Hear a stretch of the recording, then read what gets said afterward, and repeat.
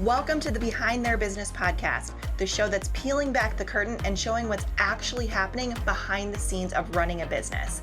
I'm your host, Steph Blake, and each week you'll hear from women at all levels of business who are showcasing their stories of struggle and triumph as they juggle business ownership with day-to-day life. Join us to hear inspiring stories and strategies for starting and growing your own business. Hello and welcome to the Behind Their Business podcast. If you're brand new to the show, welcome. And if you are a repeat listener and fan, welcome back. I am your host, Steph Blake, and I'm so excited to be speaking with our guest today. Before we dive into the episode though, I want to remind everybody that we are really focused on providing an ad-free experience so we can keep the content truly focused on inspiring others. With that said, there is still a lot of time and cost associated with running the show, so we've decided to open up donations to anyone that feels called to support our mission. Plus, each quarter we're using a portion of those donations and putting them into our scholarship program. And this program gives scholarships to women who are ready to start or scale their own businesses, but they don't necessarily have the financial means to invest in support.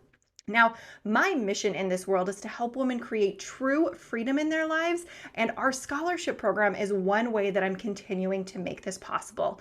Our goal is to give at least 5 women a scholarship of $500 each quarter, but I know that I cannot do it on my own, so that's why I'm calling on the collective, all of you amazing listeners, to help make this possible. We also have a couple of special bonuses for each person that decides to donate to. So you're going to get access to the Behind Their Business private community. You're going to get a video version of each of the interviews, weekly accountability check-ins from me, monthly Q&A calls with me to get support with starting and growing your business, and more. So if you are feeling called to support the show and our mission of inspiring others and bringing more women-led businesses into the world, you can go to behindtheirbusiness.com, click the donate button, and give any amount that you feel called to.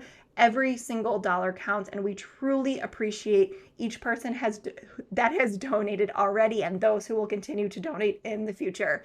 Or if you are somebody who's serious about growing your business, but you don't have the means to invest in support right now, we would love to have you apply for a scholarship. You can go to our website, behindtheirbusiness.com, and get the details for that and submit an application. All right, now let's dive into the discussion with our incredible guest today. All right, you guys, I am so excited to be interviewing Jade Smith today on the show. She's going to be sharing her experience with balancing the work dreams and personal dreams and letting them meet in the middle. And I can personally resonate with this topic so much because I have really big dreams for my life and my business. But I also know that sometimes we have seasons devoted to each one, and that's okay. And I mean, at the time of recording this, for me personally, I recently lost childcare for my son. So I can only work between like 5 and 10 hours a week right now because I'm spending the majority of my time with him. So I will admit that it's personally a struggle for both my sanity and my ego because my ego just wants to work and be the best at everything. But I'm also reminding myself that he's only going to be little for a little bit. So it's important to cherish this time. But enough about me. I want to dive into talking with Jade. So, Jade, I'm going to hand the ropes over to you. Can you just start off by telling everybody who you are, what you do, and what got you started in your business? And then we'll dive into that topic. Yeah, thank you. And thank you so much for having me. So excited to be here. Um, I started my business about 2.5 years ago. I came from a project management role at a film company, had a lot of executive admin experience, worked in the nonprofit world. So I had quite a variety of skill and did a little bit of media, did a little bit of admin. And what interested me in starting my own virtual assistant business was the freedom to be home with kids, the freedom to, and that was really the foundation of it all. The freedom to do anything I wanted, to have the time freedom at home, to be with kids, and to have no ceiling. I can grow wherever I want to grow. And that was a very interesting journey because I never viewed myself as an entrepreneur. I never had any desire to start my own business. and it just kind of it snuck up on me. It snuck up on me. And the first couple years were rocky. You're getting your footing. And last year, actually, during the pandemic, things just took off. And I think a lot of it has to do with the online world growing, and all of that. But I was really determined to grow. So it took off, and we are around 15 to 20 clients. So we're kind of like a boutique virtual assistant agency, and we have a team between 5 and 7 people. So we do some marketing services, social media, email marketing, landing page, kind of do anything you need us to do. And we help with systems in Dubsado or Airtable, and connecting things with Kajabi and all of the heavier systems things. So yeah, that's what we do. That's where I've been in this journey. It's really fun to connect with other women who are trying to build their own virtual assistant business. So I offer coaching programs and this internship program that really has kind of been around since the beginning of my business. And so that's been really neat too, to walk other people through that journey. Like I've walked through that journey. There's so many women that are trying to do that right now. It's awesome to be part of that with them. Yes, I completely agree. And that's one of the big reasons why I wanted to start this podcast in the first place, because that freedom of working for yourself, waking up when you want to, assuming your kids don't wake you up, and like going to the Yes. grocery store at 10 in the morning when I was working in my 9 to 5, like that was my big dream. I would literally sit in a cubicle, and there was a Jewel Osco across the street, and I would watch people go into the grocery store at 10 in the morning. And I was sitting in my cubicle just so depressed because I didn't have that freedom to go out and do what I wanted when I wanted to. And it sounds silly, and now I don't even go to the grocery store. I order all of my groceries, but that's besides the point. It's just having that extra freedom. And that's one of the missions behind this show too, to show other people that it's possible and Yes. inspire them. And I love that you help people do that in your business too. So let's talk a little bit about the topic today, which is balancing work dreams and personal dreams. So can you share a little bit more about that and why it's such an important topic for people to hear about? Yes. Where do I start? I was thinking about this and trying to wrap my head around, like, what does that mean? What does it mean to have balance with work dreams and personal dreams? I think that this is a tension and a struggle that everybody deals with on the day-to-day. Like, you were stuck in that cubicle and you're watching those people go in the grocery store and you're trying to think about, how can I do that? And it's that tension between being where you are and where do you want to be. And sometimes it's like, I see it as like being 2 tracks, and they kind of weave in and out of each other. They reflect each other, they complement each other. And I heard somebody a while back, they said they were talking about balance. Because if that's what we're looking at as the balance between the work dreams and the work goals and the personal dreams and the personal goals, if we're looking at that as balance, they said balance is not possible. It's not possible. And when I heard that, I agree with that. Yeah. When I heard that, at first you're like a little mad. You're like, don't tell me that. Don't tell me it's not possible. And it feels a little maybe disempowering. And you're like, okay, well, what does this look like? Tell me something that helps. Give me something I need. But it's also really empowering and really encouraging at the same time, because it doesn't have to, there's no formula. It doesn't have to be balanced in the way that we think of balance, the way that we put this expectation on ourselves about what does that look like to be balanced. I think when we back up and do some self-reflection and have these kinds of conversations to outline a realistic way of thinking about the work goals, the work dreams, and the personal goals and the personal dreams, and just see those things for what they are and ourselves in relation to them. If we can like have that sky level, bird's eye view perspective about what's going on, we're going to free ourselves up to actually accomplish those things, to actually get there faster. Our mindset's going to be like on point. We're not going to suffer with imposter syndrome or burnout because there's a really clear vision there. And I think that that's really the foundation for what we might call balance. Mm-hmm. Yeah, no, I agree with that. When I first heard the term balance, I literally thought this is probably going to seem silly, like 50-50, like 50% Yeah. personal life, 50% business life. And it just was like perfectly balanced, for lack of a better term, right? Uh-huh. And I have come to find out that is not the case, even before I had my son, because I was still working on my 9 to 5 while building my job.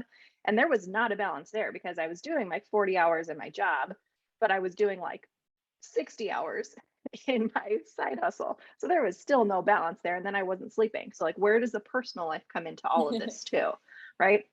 Um, and I also love that you shared, like, I don't, the focus on figuring out what that looks like for you specifically. Like, what feels good to you? I don't think enough people are asking themselves that. Yeah. I think people are just blindly following what other people are saying, or like listening to what other people are telling them to be true. Have you noticed that too? That's a really great point. Yeah, and I think that that's a part of that expectation bubble because we put expectation on ourselves, but a lot of times the expectation we're putting on ourselves is kind of formed by all these outside sources.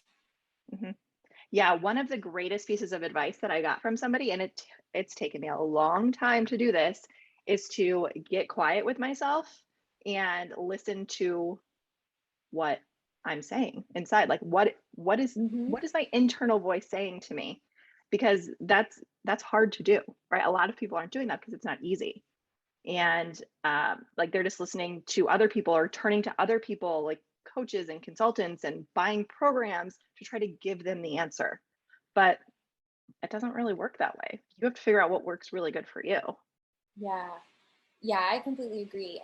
And I think that oftentimes that it actually ends up being a distraction and it can be this thing that dilutes what you're trying to do too. You maybe get hazy and confused about what is the actual goal because now you've got all these outside voices coming in and telling you what balance looks like or what the goals maybe should look like. And then, you get down the road and you're like, wait, this isn't what I had in mind at all. And I still don't feel balanced. I just feel confused. So I think that that's one of the reasons that this conversation is so important, like you said, for people to be asking that question and have that self-awareness and take that investment for personal growth, so that we're doing the thing on both sides of the spectrum for the work and the personal, so that those can beautifully meet in the middle and really reflect the true desire that's there. Hmm. Yeah. Do you have any examples of how you've done that in your own life, Mm. in your own business, that you can call on? I know I'm just kind of like, I'm asking you to kind of think off the top of your head here. well well, it's just funny because no one's arrived, no one has got this figured out, so I can't say I'm the expert with this thing, but one of the reasons why this topic is relevant is because it's something I'm thinking about. I think that's the first step for us to cross this bridge, and learn the ebb and flow of what balance looks like is simply by being cognitive that we want to make this change. It's part of that, like, rewiring your brain and changing your mindset is like, okay, how do I act this out in my day-to-day life so that it's starting to, for lack of a better word, to manifest, in all of these different areas. I mean, I think that's the perfect word because that's exactly what's happening. Yeah, yeah. So if I was gonna say an example, like from my own life, I feel like there's so many examples I feel like I'm actively working out right now, but I'm trying to think about very specifically um, that has been a really good display of like that balance working for me. And I think it would have to be the journey into my first year of motherhood. I think probably a lot of women experience that in that season. It's like a rite of passage, if you will, where you kind of learn a new way of doing things because if there wasn't balance before, there's definitely not balance when you add a baby. Right. That's the truth. Everything's out of whack. Your hormones, your brain, literally everything, your body, everything. Exactly. And when that happens, and you're also, if you're, have just started a business or trying to start a business, like, geez, that's a lot. It's a lot going on. And so that's, I feel like, a time where we really can grow, and there's a lot of growing pains and understanding what that balance looks like. And there's a lot of maturing, even as people, just maturing, and can't be as selfish as you were before. You have to be more disciplined with your time and with what you do, and getting sleep, and all of those things kind of take their right place. But my story would be the process of coming out of a full-time position at a company. I knew that we were going to be having our first baby, and I wanted to go back to work part-time. So just the journey of like going from that full-time, the work goal there was, I want to keep things sustained. I don't want to lose my place in the workplace. I want to stay engaged. I want to keep a career intact. That's a huge fear for a lot of mothers, especially depending on what kind of company you're at. There's so many variations of what that could look like. And the company that I was at was a very small company, so not a lot of like benefits, or not a ton of guarantees about what that might look like going back. So there was some fear there around what that might look like. But the personal dream, the personal desire is, we're having a baby, and I want to be home with this baby. And I don't know yet what that looks like, because you never know. I feel like a lot of moms, this happens, they're not sure if they're going to want to go back to work at all. They're like, maybe I just want to stay home, or maybe I don't want to be home with the baby at all. Maybe after this happens, I'm like, get me to work, get me some space. And so it's interesting, because you really don't know what to expect, and you have to have a lot of grace for yourself in that process of walking this thing out and figuring out, what is it that you actually want in that personal desire. And just that journey of being able to go from the full-time position, the journey into motherhood, and actually re-enter that job at that same company in a more part-time position was really challenging. But I think that was one of the first eye-opening moments for me, of just seeing how your work life and your personal life should really feed each other. They should really respect each other. They should honor each other, and they should gain value from each other. Mm-hmm. I have a lot of things that I want to say. I'm taking notes right now so I don't forget to talk about these things. But I have a couple of questions for you, because I think it will help the audience who's listening. So how many kids do you have now? Do you have just the one, or do you have more? I have two. You have two now. I have a 5-year-old boy, and I have a 3-year-old girl. Okay. And all of this was with your 5-year-old, I'm assuming, because that was your first baby. Yeah, that's right. And okay. This process that I just described, of like leaving that full-time job and going back into the part-time, that happened with my first. But then when we had our second baby, it was shortly after we had our second baby that I did the exact same thing. I went from full-time, had the baby, back to part-time. But then 4 or 5 months after having that second baby, I started my business. Okay. That was going to be my next question. When did your business fall into all of this? So it was after baby number 2. Yeah. Okay. Perfect. And you did that so that you could stay home with them, I'm assuming, spend more time. I know we talked about the freedom concept as well. Yeah. Yeah, there were a few things that were driving that decision, but I just remember, it's so funny, because now I'm in the online world, and there's just so much. Like I say all the time, like people say that the market is oversaturated. I'm like, no, the demand is high. Like the need in the online space is so high. There's so much work for people to do here. Oh my gosh, yes. I just have to pause on that, because I work with service providers like VAs, OBMs, graphic designers, and they're like, the market is oversaturated. There's a million VAs. And I'm like, do you not realize how much work there is available right now? In 2020, all of these businesses realized that they needed to be online. The market is literally exploding with opportunities right now. There's literally never been a better time to be online right now. So true. It's crazy. Sorry. Go ahead. Yeah, no, that's exactly the truth. But back, when was this? early 2019 when I was getting started. I remember like actually driving in my car one day. I have this very vivid memory, like driving in the car on my way home from work, and I'm in that like 5:30 hour where it's like you're driving home, the rush hour traffic at the end of the day, and I was like just thinking through, like searching, digging through my brain, like trying to come up with what would it look like to make money from home. I wasn't even really thinking about the online component because actually at the time I was like, I want to do like more like hands-on things, like I want to create, or I wasn't even thinking about the online component. I had no idea what was even available in that realm. And so having that vivid memory that day of like having no clue literally where I was going to go or what a business would look like, and to where I am now, it's a really cool journey. Oh, I completely agree. I didn't even know the online world existed. Well, for me, it was 2017, so a couple of years before you. But I Mhm. found it through a Facebook ad. So whoever did their targeting for that Facebook ad did a great job because I was the perfect person for that ad.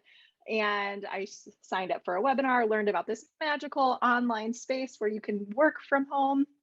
But for me, I don't know if it was the same for you. Those first couple of years while I was doing this on the side, there was so much imposter syndrome creeping in, and like, am I actually capable of helping other people do these things? Can I actually do these things for other people? Like, I've been working in a 9 to 5 job for the past 10, well, at that point, it was like 5, 7 years. I don't know, something like that. Mhm. Like, I don't know what this online world is. So did a lot of those feelings come up for you after you like decided that you wanted to actually start this VA business? Yeah, I mean there was quite a list of of different hesitations or limitations, because when I started I was working, I was at home with the kids, I was working part-time, so there was that limitation of time and what can you accomplish. And you're now in this new environment where you don't work the 9 to 5 alone at the desk and you can get whatever done in that 9 to 5, but now you're home with the kids and that's the balancing too there. um, so that was a learning curve and a challenge. But I think when the well, I'll say two. There were two really significant challenges for me in that first year. And the first one was the fluctuation of income when you're building from ground zero. Oh my gosh, yes. Say it louder. The Yeah. fluctuation, yeah, the fluctuation of income when you're building from nothing. We don't give ourselves enough credit for this because you're starting from $0. um, Yeah. yeah, just having to learn what does it look like to build something sustainable and build up a clientele. And honestly, I think that the reason my second year of business like kicked off and skyrocketed was because by that point I had referrals coming through, and like still to this day, like the referrals, they're just coming through. And that really was like a foundational piece of groundwork that was crucial, but it was really challenging because we needed money. Like financial goals are a huge motivating factor, and that can be such a challenge when you're trying to separate those things out. Um, the second thing I think was the biggest challenge for me in my first year. I wouldn't say it was imposter syndrome necessarily. I'm a very like I'll almost be like, oh yeah, I can do that, no problem. So I don't always struggle with the imposter syndrome as much as I do like probably being like, oh wait, no, I don't think I can do Right.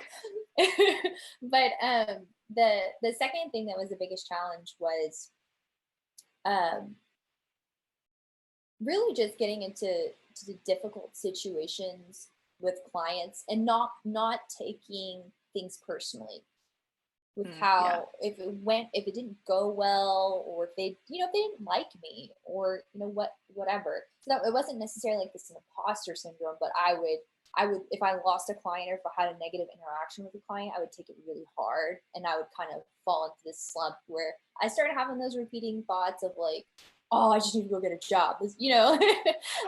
Oh, I know. I had those thoughts I don't even know how many times. I should just call my boss. I should just go back to my job. It's so much better and Yeah. easier than doing all of this. Yeah. I think I had a pivot, one of those moments where you just decide to change your mind. Because I remember having that thought over and over again. I was kind of getting annoyed with myself, for lack of a better word. I was getting annoyed with that pattern of, oh, maybe I should quit. Maybe I should get a job. Maybe, blah, blah, blah, blah. And like eventually, I was like, if I can't, why am I still doing this? I just need to decide that I'm doing this. I need to do it. And so I stopped having those thoughts. I just didn't give it any of my attention anymore. And to this day, I'm like, oh yeah, I'm not going back. This is what I do. Yeah, I mean, where energy goes, money flows. I don't know if you've heard that saying Yes. before, but Yeah. it's very accurate. Yeah. I mean, all of those, well, those two points that you mentioned, yeah, they're so common because we're inundated with people saying that they reached six figures in 6 months. It took me 4 freaking years to reach six figures in my business because of all of the challenges that came up. So don't don't listen to what other people are telling you. They Mm-hmm. may have reached six figures, but were they working 100 hours a week? Like maybe, probably. Did they have people supporting them? What was their relationship with their partner, their spouse, their kids, if they had that? So please don't get caught up in that. If you're listening to this right now, if you're in the beginning stages of your business, just stay focused on your goal. Try to do only the things that you need to be doing. That's one of the biggest things that I tell my clients, like literally only focus on the things that you need to be doing and Mm-hmm. outsource the rest, or just put it on pause for the time being if you're a solopreneur. Because yeah, it's way too easy to get stuck in that. And then you just go down that mindset rabbit hole of like, I'm not good enough. I'm going to go back to my job. I'm not cut out for this, blah, blah, blah. But in reality, you are good enough for this. You are capable of doing this. It's just going to take some time, and it's going to take a lot of hard work to make it happen too. Yeah, I love that you brought that up, and it reminds me of something else that happened in my journey in my 2 years of business that I think is probably really common, and we need to create a space to support women really well in this. Between the first and second year of business, I had a miscarriage, and I had to step back and let my world fall apart. Yeah, rightfully And so. yeah, and I think that is, to me, looking back now, that's such a wonderful display. Like if you're looking for an example of that balance in my life where the work goals and the work priorities meet the personal priorities, I think that that's a really wonderful display of that in action in my life, because I just really let myself pull back, be okay with where things were, take time to process, take time to heal. And then when I kind of came back in my business, I came back in really headstrong, probably more so than I should have, because I was trying to escape a little from everything I was dealing with Yeah. under the surface. But I also attribute that to why another reason why my business was able to kind of take a turn and really start taking off is because um, I really wanted to pour myself into something and recreate from a place where there had been this like brokenness and death, for lack of a better word, this death in my life. And so another reason why that balance is so important, I think that as women and just as people, we really need to be encouraging, especially in the online space.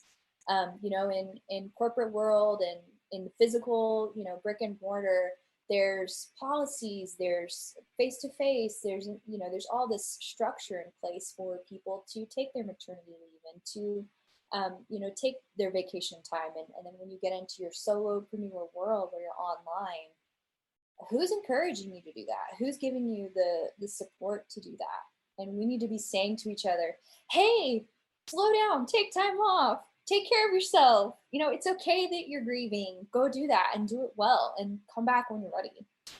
Hmm. Oh my gosh, yes, absolutely. I'm trying to push that message as much as possible. So I'm so glad that you brought that up. Just normalize being a real person. Like Yes. you are not a freaking robot. You can feel your emotions. You can feel the pain that's happening inside of you. Your business is not going to go anywhere. If you take a month or two or three or whatever off, you can still come back to your business. It's literally not going anywhere. But if you do not take time to focus on yourself, deal with whatever pain is coming up for you, whether like for you, it was a miscarriage or even just mindset stuff that's clogging up your brain, your business isn't going to grow anyway. Because like you're not focusing on yourself. You have to focus on yourself first and foremost. And I think that's where a lot of this balance comes into play between the work and the personal, because the work is always going to be there. But if you don't have that personal side figured out in terms of like just feeling really great about everything and really focused on what you want to accomplish with this work that you're doing, it doesn't really matter. Yeah. I mean, Yeah. there's so much there that you just said. That's so good. Um, it makes me think about I think it's in the 4 Hour Work Week, the book, where they kind of talk about the difference between the traditional work world is like you work, from your 20s all the way up through your 70s and you retire, and then you get that last little chunk of your retirement, versus, this lifestyle of working for yourself really reflects that, where retirement is interspersed throughout the course of your whole life. And so I think one thing that we're doing really culturally and just across the board is kind of taking that model and turning it upside down a little and trying to break down, how do we actually view work, because we have done this 9 to 5 Monday through Fridays work, and then we get our 2 days on the weekend. Hope that's enough. And we have to change the way that we think about that. Yeah, absolutely. And I think 2020 made that known to people who were just used to this like Mm. very rigid 9 to 5 schedule. And now they're home with their family and maybe they can't get their work done during the day because their kids are screaming. So maybe they do need to work on it at night. So they're not working during the day. That's a silly example. But I'm also reading this book. It's called Rest right now. I just started. I don't know if you've heard of it or not, but Mm-mm. it really focuses on, I'll put the link in the show notes for you guys too, but it focuses on working less so that you can do more and make more with not only money, but just like in terms of your life experiences too. Because if you don't take that time to rest, especially if you're somebody who's in a creative field, which most people in the online space are, like it's very creative work, you need to shut down your brain. You need to do it more than a couple of hours at night. Like sometimes it is required that you take a week off at a time so that you can like reset and again go inside and like ask yourself, well, what's going on? Like, is this goal that I'm working toward? Like, why do I want to do that? So I've just started the book, so I don't have all of the I don't have all of the like secrets that he's sharing in it, but I highly recommend it because I'm like the first chapter in and it's already really good. But if you are somebody who struggles with not just understanding that it's okay to take time away from working, but also somebody who feels like compelled, like you have to be working, I highly recommend this book because it shows you not only the science behind it, but also like the emotional effect that it takes on your That's life. so good. Yeah, Yeah. it's really good. I'm excited to dive That's in. Yeah, adding that to my list for sure, because I'm one of those people that I'm workaholic prone and I hate it. Same. Yeah. When I worked in corporate, it was a badge of honor to be working upwards. Like if you worked 40 hours, you weren't working enough. Like that was the bare minimum. You needed to be in at 7 and you should leave the door at 7. So it was like minimum of 12-hour days plus weekends. Like it was crazy, the company that I worked at. But yeah, I think it's time to just change the story around that. Like I said at the beginning of this, I can only work between 4 to 10 hours a week right now. And when I tell people that, they think that I'm crazy. And I was like, I'm I don't have another choice. Like that is the season of my life that I'm in right now. Like that is the balance that I have. Like I am focused for those 5 to 10 hours a week. And then after that, son, that's it's balance I right now. it's amazing. But that's what's so cool is that you're able to do that. Like you're Exactly. doing it. Yes. You're doing it. You know, Yeah. it feels weird to say that because I'm like, oh, I actually am doing that right now. It's hard to comprehend sometimes when you're Uh-huh. coming from that like workaholic nature. Yeah. Yeah. I came across another resource recently. I've heard this before. It kind of floats around. I'm not sure where it originated from, but it's the concept of deep work. Um, Oh, he talks about that in that book. Okay, yeah. Yeah. See, I need to read the book. You do, yeah. But yeah, that this concept of like deep work versus shallow work, and um, yeah, man, I feel like when you can get in that deep work, you can do it in 5 or 10 hours a week, and you start to realize all the things you've been spending your time on that don't matter or that aren't moving the needle, Yeah, that and aren't. deep work is, and correct me if I'm wrong, I think I know what it is, but I haven't really gotten to that point yet, but it's really focused work and really intentional work. So not just working Yeah, for the sake of it, but like actually, like for example, this is work that I need to be doing right now, like recording this episode with you. This is really focused and intentional work. Do I need to go update my website 50 times because I don't like the font or the color scheme? No, that is shallow work. That is not intentional work because that's mhm, not really doing anything for me or my business. It may be yeah, doing something for something in my subconscious, maybe because I feel like I need to be doing that, like I need to be working, but it's not doing anything to move my business forward. yeah. That's absolutely what it is. It's like the difference between, you take 20 minutes or even 30 minutes to respond to a bunch of emails, but you're just kind of rapid fire knocking things out. Like that's shallow work. It doesn't take any of your brain power really to do that. But if you're going to sit down and you're going to map out a launch and you got to think about a bunch of moving pieces and it's going to take you 2 or 3 hours, 4 hours, that's deep work.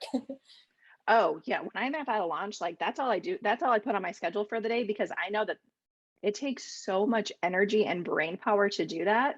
And I don't know about you, but I'm an introverted person. So like once I do that and I give all of my energy to that task or like an individual person that I'm talking to, like I'm done. Like I have no energy for anything else. I need a nap. Yeah. I need to No, eat something. It's crazy. yeah, I totally resonate with that. I can get through. Sometimes I'll get through the end of my day, and I'm like, my brain just isn't even. It's not even functioning. It hurts. Yeah. Oh yeah. I say that to my husband all the time. Like my brain hurts or my eyeballs hurt because I'm staring at this screen for too many hours at a time. But yeah, I Yeah, completely agree that with that. that everything you're saying about the rest and this personal growth, how those really work together. I think that's my number one takeaway for everything. I feel so much better about my work goals and my personal goals when I take time away to think, reflect, create, do deep work, or just rest, like just do nothing. And every single time I do that and step away, I feel refreshed and I have a better Mhm. perspective for everything that I want to do.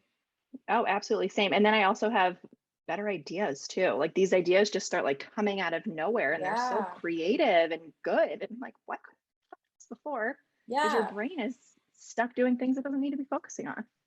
Yeah, I thought about that too because there was a couple weeks ago I was kind of been wrestling with this one problem in my business, like this one thing I needed to try to figure out, and I sat at the computer for hours, several days in a week, trying to figure it out. And one day I was just up around my house, like getting ready to do something in the house, like I don't know, laundry or something, and I had this idea come to me of Yep. just the perfect solution to my problem, and I was like, that's incredible! I didn't even have to work for Yep. that. That happens to me all the time in the shower. So I actually bought, have you heard of Aqua Notes? No. So that it's like a notepad for your shower. I'll put a link in the show notes stuff for you guys too. But What? it's like, when you have all those shower thoughts and you try to remember them, or like me, I'm trying to shout out to, I don't want to say her name because I don't want it to SIRI. I want it to pop up on my phone. Um, Hmm. to try to like create a reminder. And she's like, I can't, oh my gosh, you're worthless. So I bought this little notepad and it's waterproof and you can write down all of your Oh, thoughts and then you just take it and go. that is too Brilliant. cool. Yeah. Yeah, it's great. And they have them on Amazon. Like I said, I'll link to those for you guys because everybody should have them because everybody has or Hmm. shower thoughts. Hmm. Yeah, and if you've heard of, somebody told me about this recently. I'm not sure what the brand is or what it's actually called. I need to get it, but it's a notepad that you can write on that syncs with. It has like an app that'll sync up with your phone, so you can like write physical notes and it syncs up. Do you have anything like that? Have you heard anything like that? Oh, that's interesting. So I have an iPad with the Apple Pencil. So that's what I Hmm. use, but I use the Notability app. So I can pull that up on my computer, but it doesn't turn into like text, like in a Word doc or something. Does that make sense? Mm-hmm. Yeah, I'm Yeah, really but into some of that stuff. yeah. I mean, I use my iPad for everything. It's the greatest device ever. I do all of my brainstorming on there, all of my mapping. It replaced a whiteboard for me. But yeah, I don't know. Well, this has been an amazing conversation. I got a ton out of it, and I'm sure the audience will as well. So where can everybody find you if they want to connect with you or just say hi? Yeah. So my website is mrssmithassist.com. So it's MRSSMITH, Mrs. Smith Assist, ASSISST.com. Thank you for breaking that down for us. And are there any social media platforms that you hang out on most often? We're on Instagram mostly. Yeah. Okay. Same handle, Mrs. Smith Assist. Yep, that's it. Okay. Awesome. Yeah, I'll link to all of that in the show notes for you guys too. And again, thank you so much for being here, Jade. It was so great to talk to you. Yes, this is an awesome conversation. Thank you again for having me. You're so welcome. Thank you so much for tuning into this episode of the Behind Their Business podcast with me, Steph Blake of the Blake Collective, which is a female-led company focused on helping online entrepreneurs start and scale their own businesses. If you or someone you know would make a great guest for the show, we would love to interview you. Visit our website at behindtheirbusiness.com to submit a short application and learn more about the show and how you can support our mission. If you enjoyed the show, we would love for you to share it with a friend or a loved one too. And don't forget to subscribe and leave a review. Thank you again for listening to the Behind Their Business podcast.